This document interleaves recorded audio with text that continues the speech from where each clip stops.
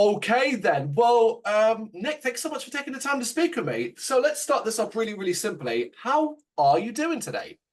I'm good, thank you, man. Yeah, it's been a pretty busy weekend and quite a busy Monday, but no, it's good. It's a nice afternoon here in London, southwest London. So yeah, I'm all good, man. I'm all good. How are you doing? I am good as well. It is a nice afternoon in southeast London where I am. So we are just opposite parts of the city. Yeah, I finished working out a short while ago, so I've been home about an hour and now chatting to great. you, and which is obviously a pleasure on my end, particularly as we're in a pretty exciting time for After Smoke Clears right now. Obviously, the new single and video for the song Unintelligent is out now and doing really well. You're in the build phase of a new album called Intentions, and looking way ahead, November 23rd, an album release show at the 229 with some stellar bands, might I say. Are you feeling the excitement right now that all of this is bringing? Yeah, very much so. Yeah, it's been like a lot of work to get to this stage with the album, and like yeah, it very much feels like we're in the period now of releasing. So yeah, that's exciting, and yeah, we've released our first single, and that's had some really good reception so far. So yeah, it's really exciting, and yeah, we're ready to release more. So we've got the second one dropping in a few weeks, and then obviously the album release show at the end of the year. So yeah, exciting stuff. I mean, it's good. It's exciting because there's still a lot of work still to be done, of course, Yeah, on route to releasing an album. You got to get eyes and ears on what you're doing right now. Do you yeah. have a strategy, kind of plan for the next couple of months regarding promotion and making sure that your name is on the lips of everyone?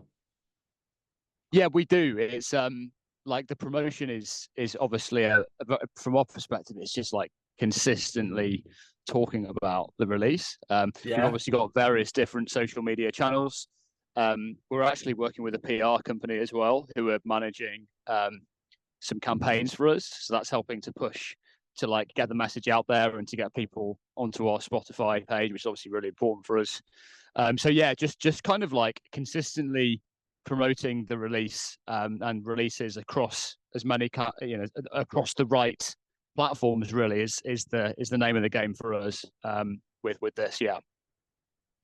You say the right platforms? Do you think you've got a good understanding of what that means? Because obviously, when it comes to say social media, for example, you've got a wealth of choice, both good and bad out there, and obviously different styles of promotion as well. Do you have a favorite style of promotion?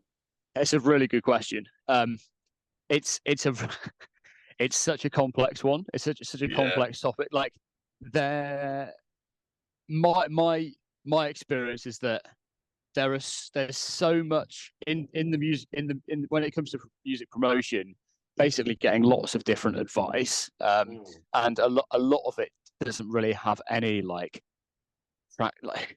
I think a lot of it is well-meaning but often misguided, and I think a lot of it as well is the speed in which like technology is evolving, but also the speed in which like different, but one approach that works really well one year, the next year may well not work very well. So I think it's about trying to keep as up to date as possible. And I think the other thing I've thrown in as well is that it's impossible to do everything.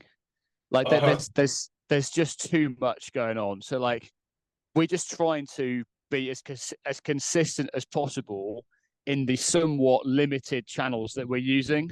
So like, Yeah. for example, like TikTok, I know is a massive one. We do have a TikTok presence and we do post to TikTok, but I currently don't have the time to be posting every day to TikTok, for example. So it's like Yeah.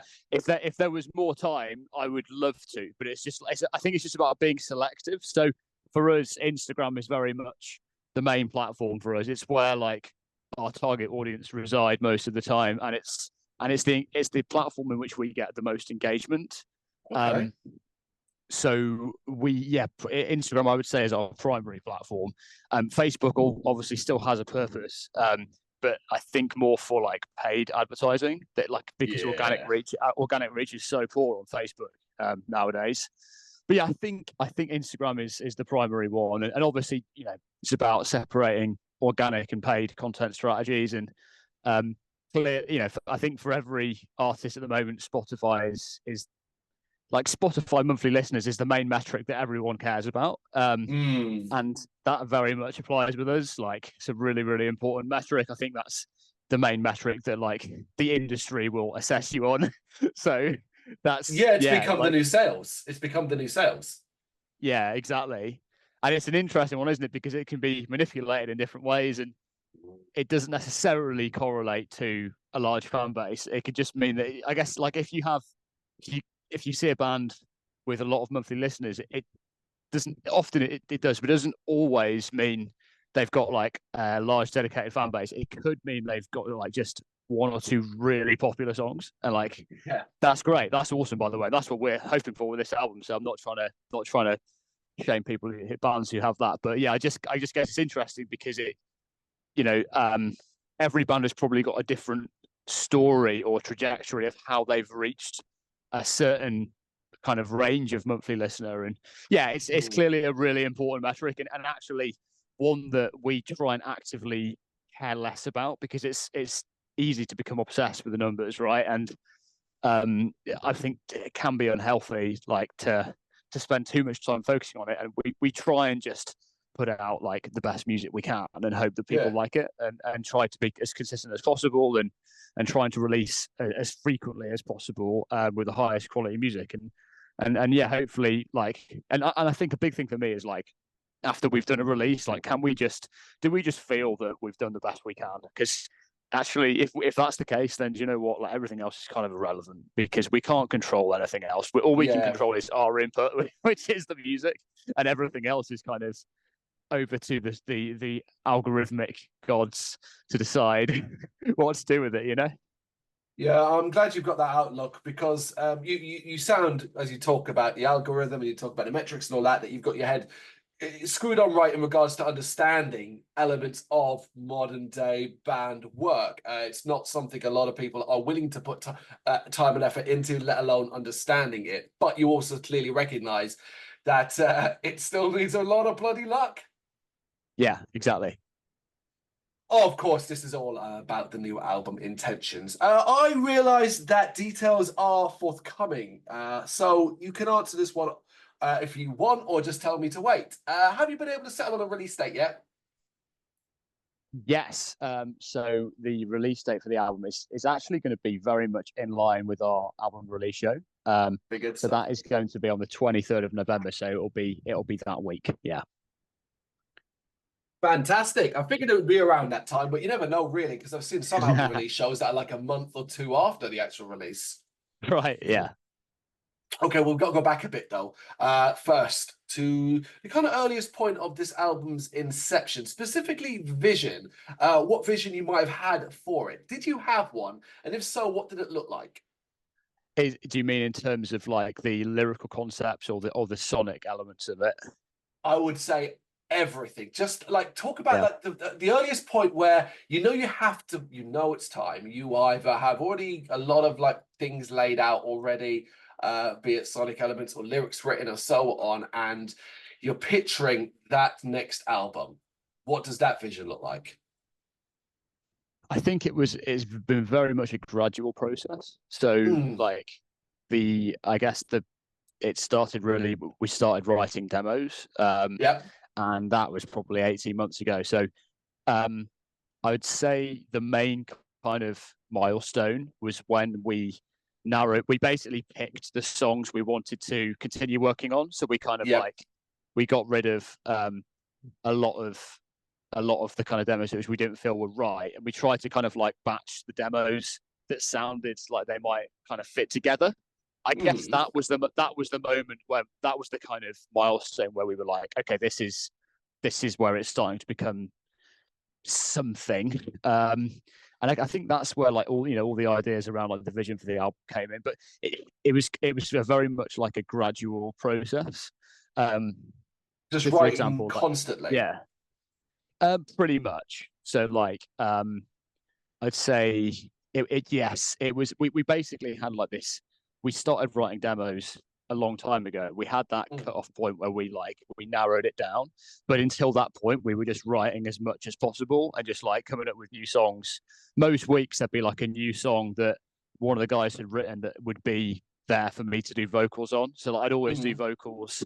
I tend to do vocals after like an idea for a song is there. So there'd just be like a constant like list of things, of songs, of demos for me to work on, which is actually from a vocal perspective is really nice because it's just like I know it's there and I've just got to like sit there and like spend a few hours on it and see what I can come up with. But yeah, like until that milestone was hit, it was just like relentless songwriting, and then it was a case of like once we'd identified, I think maybe 10 or 12 tracks, we then had like another round of like basically making revisions to the songs and like making some changes, and then that we started to incorporate some lyrical themes, and then we finally kind of narrowed it down to a final 8 after like we our producer, like our engineer, like he listened to it and he gave us his feedback and a few other people. So it was quite a comprehensive process in terms of getting down to the final 8. But in terms of like the actual lyrical theme and message,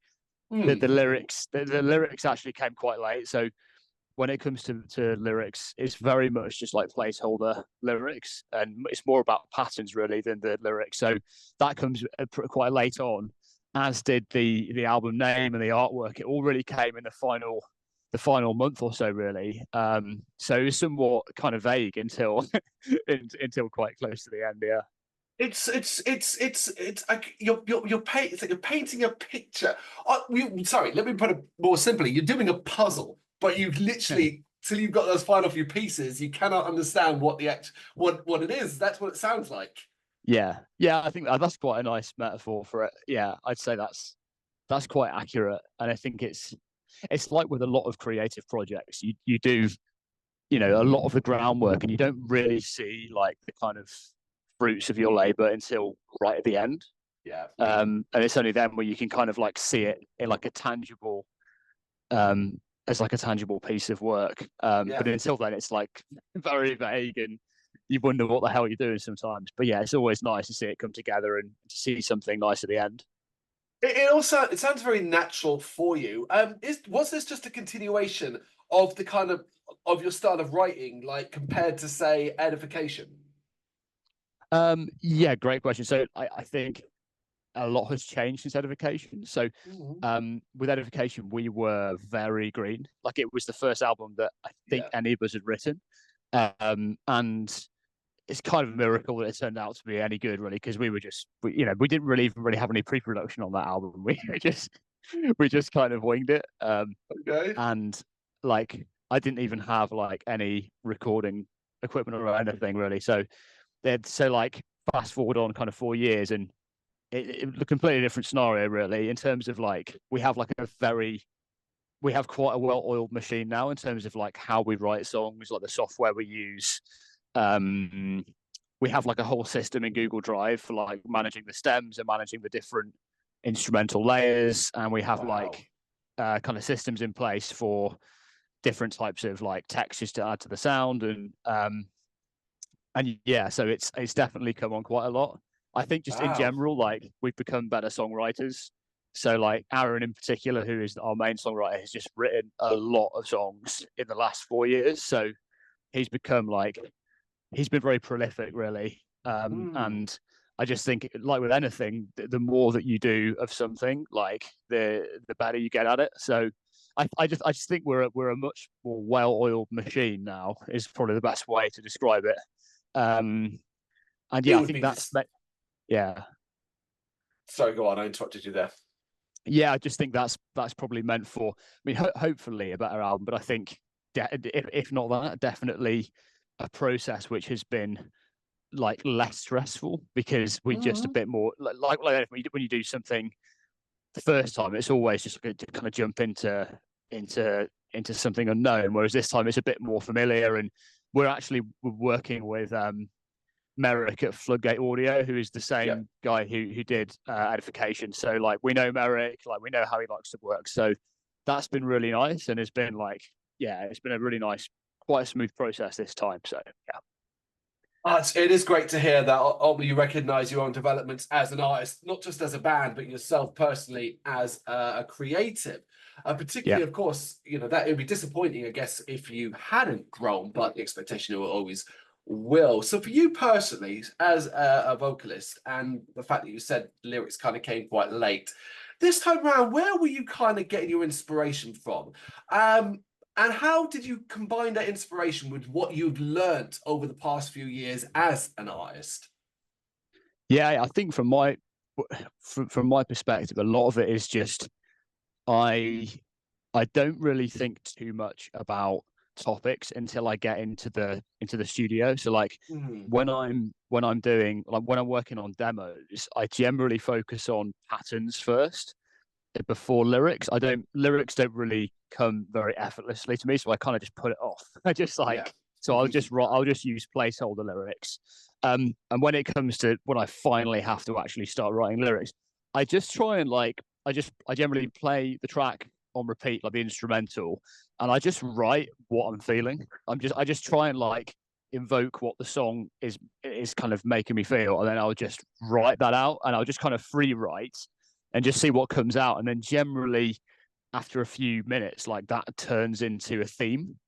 And then Yeah. like once I've like identified a theme that I think is cool, I'll then kind of like develop it and work with it. So I think, yeah, for me, the starting point is always just making like writing according to how I feel the song makes me feel, and then seeing if I can find a cool theme from that.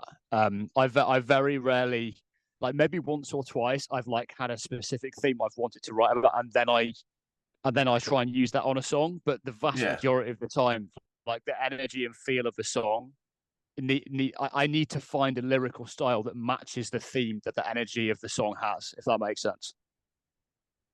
It does. Was it quite when you kind of when you started to kind of really get going, effectively started to flow, you started to feel the energy. Did it all come quite naturally? Did it feel quite comfortable? Yeah, most of the time.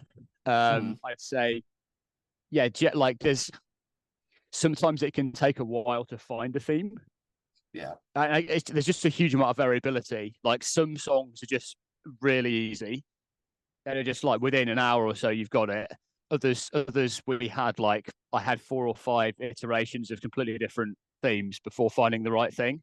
Because Right. sometimes there's a bit of a discrepancy. Sometimes I'd say rarely, but sometimes that like the theme will get questioned by the guys as well. So like that has to Okay. be signed off by the guys. And I think actually, so one of the tracks was written by Aaron, who's our main songwriter. So he wrote actually Unintelligent, which is the first single. That's from his kind of lyrical message. So yeah, like I kind of leave that open to the guys. If anyone wants to write lyrics, they can. But yeah, generally Aaron will write maybe one track on an album. And yeah, I'll generally do the rest. But the guys obviously want to make sure that whatever lyrics I write need to be passed by the guys, because I want to make sure that the kind of message that we put out is resonant with everyone. So that's an Yeah. important thing for me. Yeah. You you are quite comfortable to be that collaborative. Not everybody is. So and it can be quite a difficult thing to take that like criticism, say, of lyrics that you've written. Yeah, absolutely. I think, to be honest, like there are always topics that you just know like in this day and age. Mm.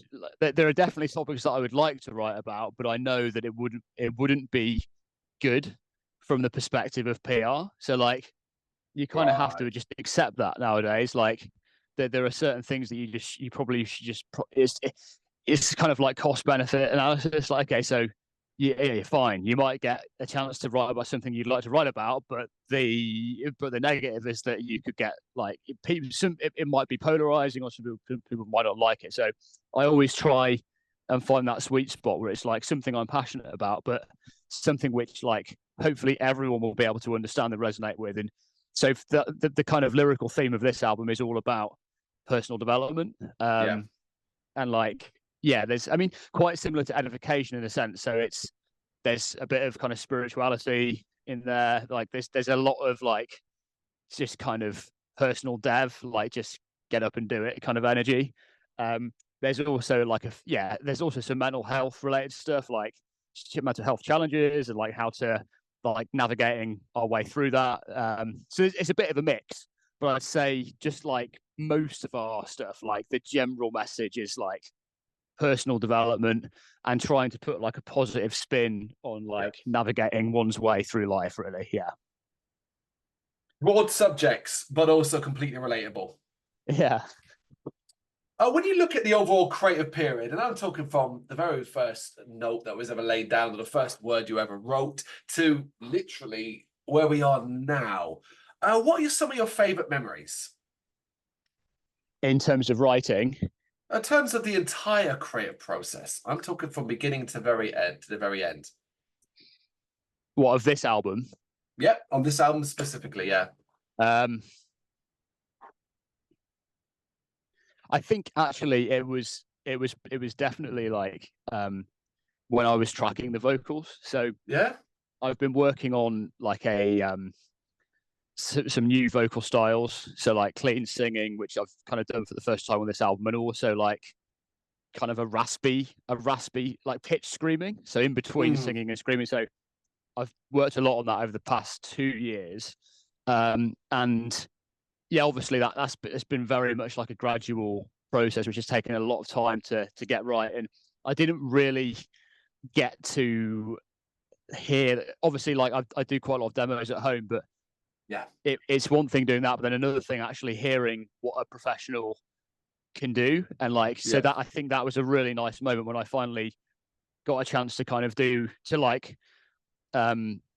kind of like execute on those styles in the album, like in the recording, because it was so cool to hear that. Because like what the final sound of like what I could do in the studio versus in my own studio versus what I did with Merrick was like night and day. Yeah. So it was almost like hearing something new for the first time. The way in which he could blend the layers and like it just sounded great. So that was a really nice moment to kind of.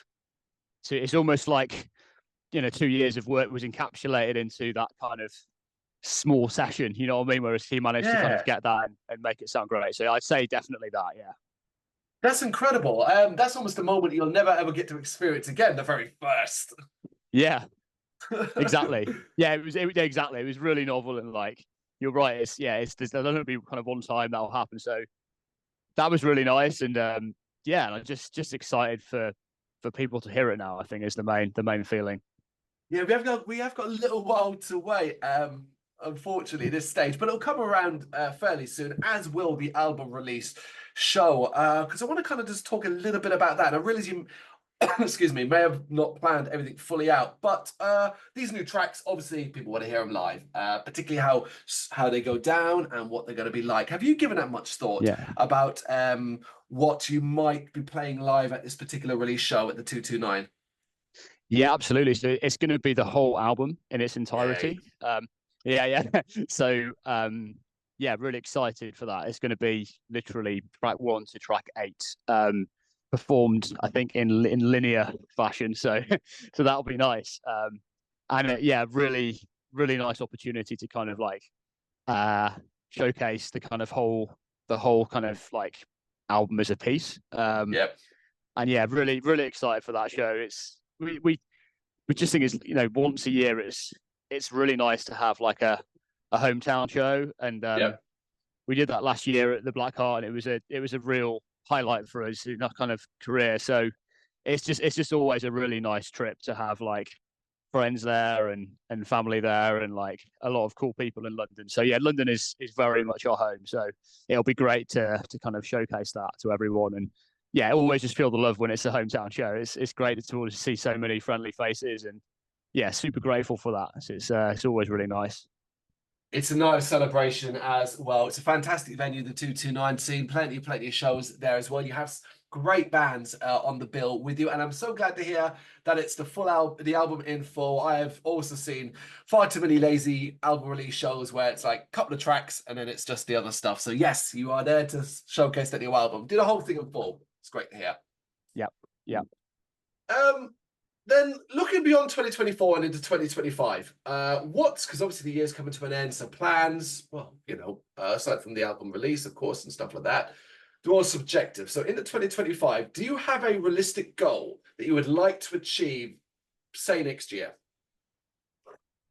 Yeah, I think it's always about distinguishing the kind of things that are in our control and out of our control. So my natural kind of like the thing that that has always been a goal for us is to get signed to a major label. That's very much like the North Star for us, as I guess it is for pretty much any band at our level. So yeah, that's kind of what we're always pushing towards. And we're starting to we've kind of had a few conversations, quite positive. So we feel like we're kind of edging closer towards that. Cool. So I think, yeah, in terms of like external achievement, like that would very much be the goal. I think in terms of like internal goals, I think honestly, just trying to get out as much as possible. Would love to play in Europe next year. That's been on the cards for a while in terms of something we'd like to do. We've done a lot of UK shows in the last 2 years, and we kind of think next year would be a good opportunity to take stuff like outside of this country and to hopefully get into Europe. And yeah, and obviously just to see how well the album is received, because that will probably affect our plans quite a lot. If it goes as well as we're hoping, then hopefully that will open some new doors. And if it doesn't, then we'll just probably get back to writing pretty quickly and just like see what we can do. Because I think we're always going to be one of these bands that just enjoys writing, and we all love just getting better and like finding like new ways to improve our songwriting and just to learn as we go along. So yeah, I think they'll be the two things we'll focus on. Yes, I was saying it's all very realistic plans and all very doable, and it's great that you're forward thinking, but thinking smart as well. I just need a couple of more minutes of your time, 2 minutes of your time, and put my camera on briefly because this is Ozzy Osbourne, and in his head are random cards of everything and everything, anything and everything, including submissions by many bands and artists as well over the years that we've interviewed. Basically, I pull some out at random and you answer them. Is that good? Cool. Yeah, awesome. Okay, right. You got number 96, and it begins with: do you enjoy sports, either taking part or as a spectator? I do. Yeah, I'm a big fan of football. I love watching football.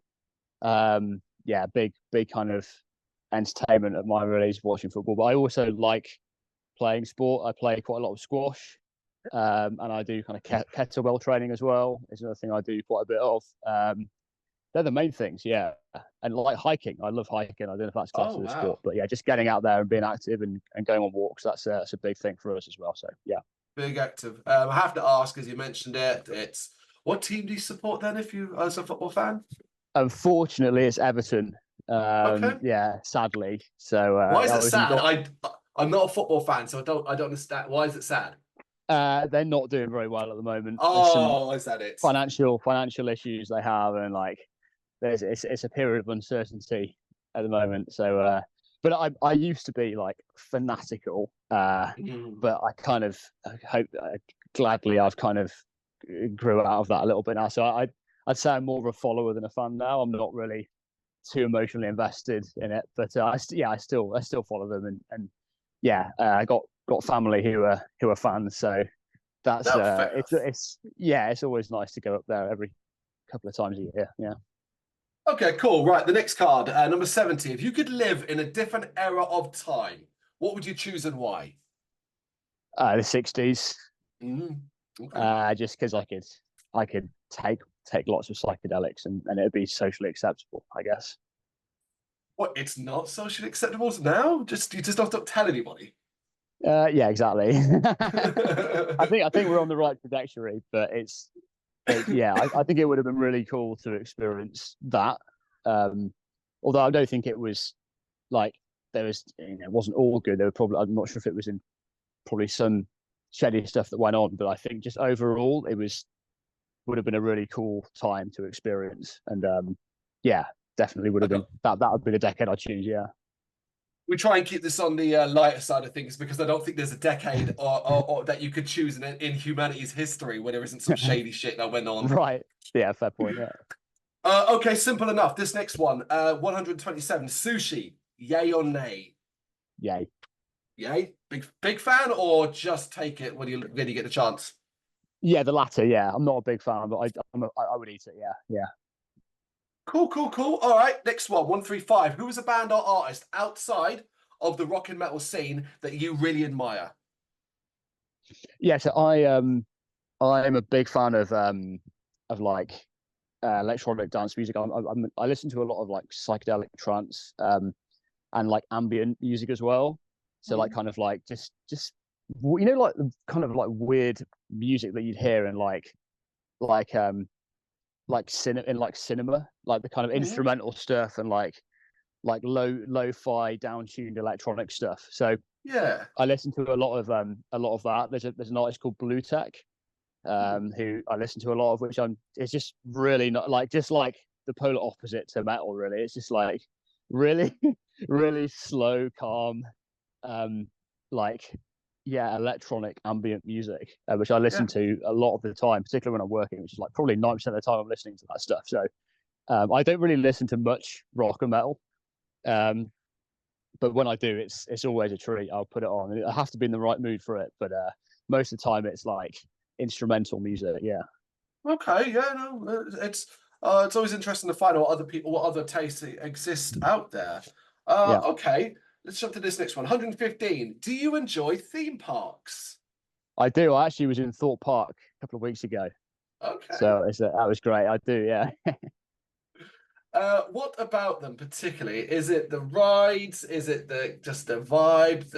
I don't know. I haven't been to one in such a long time. All of my memories yeah. are is queues and queues and queues and kids everywhere.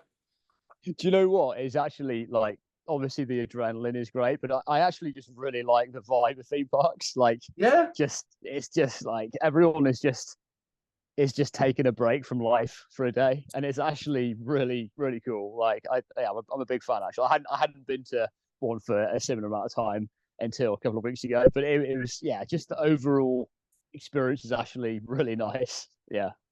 That's cool. That's cool. All right, I got two more for you then. What was the last movie you watched? Oh man, I don't really watch. I'm a I have pretty poor attention span when it comes to things like this. So I don't really watch movies. Like Okay. I listen to like lots of long form podcasts. So like I listen to a lot of like interviews, but I hardly ever watch movies. But I what did I watch last? We went to watch the latest Marvel one, Uh, okay, Wolverine, Deadpool, and Wolverine. Yeah.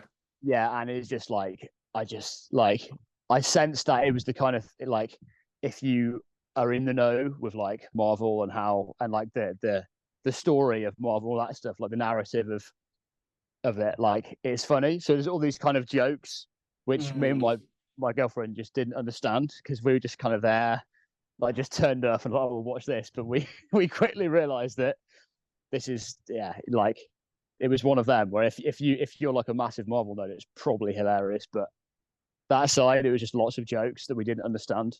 And I'm not yeah. very good at even understanding jokes that I should understand because I'm slow. So it's just like overall not a very good experience. It doesn't sound like much fun, which is kind of nice thing because the last one you're going to do asks the question, what does the word comfort mean to you? Um, that's a good question. I think comfort for me is is like almost on a parallel with satisfaction. Hmm. Like I don't like I come the where I feel most comfortable is when I know that I've given something my all. So like for it, like after hearing the album, we you know we got the mixes back. That's where I feel most comfortable because I'm like I've given my all and there it is. And like a lot of the time, I kind of have this perpetual drive, which is kind of driven by fear, really, to like always do more and always be better. So I Hmm. think comfort for me is when I've in these kind of brief periods where like I have given my all and like I can kind of enjoy that satisfaction of having done that. And that yeah, that's what comfort is for me. That is incredible, but also like I almost think, wow, you don't get comfort much then, because obviously that satisfaction can be so fleeting ultimately, Yeah. particularly as an artist and a creative. You end up casting a critical eye over what you've done, even if you don't really mean to. Yeah. I like, definitely. I'd say not just music, but I just guess like zooming out and probably just that could also be applied in, like, say at the end of each day, like if I've kind of given it my all and like had like a good, I've worked to the best of my ability and like hopefully treated people well and had good conversations, then that's where I feel comfort. Yeah, like it's just like knowing that I've given it my all is the kind of the main thing. I guess the best way to put it is like if that doesn't happen and I have like a day where I've kind of let myself down, or like I've like, you know, had a difficult conversation where I could have done something differently or something, that's when I probably feel discomfort, that kind of like nagging feeling of I could have done this better. So I guess, yeah, on days where that doesn't happen, I feel somewhat level of comfort because something has been done in the right way. Well put. Follow you now. Well put. But you know what won't offer people discomfort is, of course, the release of your brand new album, which, well, the week of the 23rd at the moment is what we're saying. It is, of course, Intentions. Remind people as well that Unintelligent is out now, the video, as well as obviously streaming on all the usual spots. And get those tickets for the November 23rd album release show at the 229 in London. Nick, thank you so much for taking the time to do this. I really appreciate it. Thank you, man. It's been a pleasure speaking with you. Thanks for the really, really interesting and great questions. Thank you very much for watching. If you'd like to see more content like this, please consider hitting the subscribe button. It is gratefully appreciated. You can find us over at gbhbl.com, our full website, where reviews, news, and so much more goes up daily.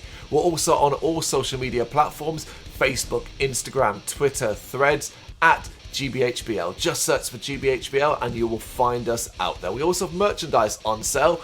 You can access the shop via the website.